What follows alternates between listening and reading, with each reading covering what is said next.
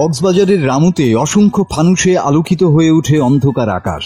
সন্ধ্যা থেকে রঙিন ফানুসগুলো আলো ছড়াতে ছড়াতে উঠছিল আকাশে। প্রবারণা পূর্ণিমা উপলক্ষে রামু সহ জেলার বিভিন্ন স্থানে বৌদ্ধ সম্প্রদায়ের মানুষ উৎসবমুখর পরিবেশে ফানুস উড়িয়ে মেতে উঠে উৎসবে। তবে এবারের প্রবারণা পূর্ণিমা উৎসব রঙিন আলোয় নয়, বরং এক অনন্য বার্তায় আলোকিত হয়ে উঠেছে। ফিলিস্তিন মুক্ত হোক, বৌদ্ধ ধর্মাবলম্বীদের শান্তি ও মানবতার উৎসব প্রবারণায় এই বার্তা যেন স্পর্শ করেছে উপস্থিত সকলের হৃদয়কে।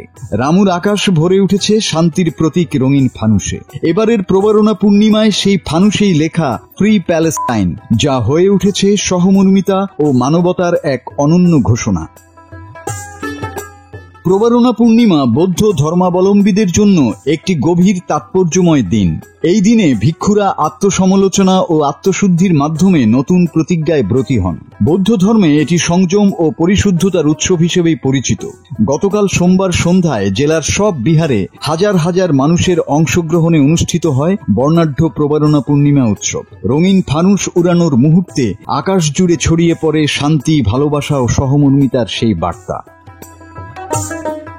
রামু ও জেলার প্রায় সব মন্দিরেই চলছে প্রদীপ প্রজ্বলন, প্রার্থনা ও ফানুস উড়ানো। চারিদিকে জ্বলজ্বল করছিল শান্তির আলো। উৎসবকে ঘিরে আইনশৃঙ্খলা বাহিনীর তৎপরতাও ছিল লক্ষণীয়।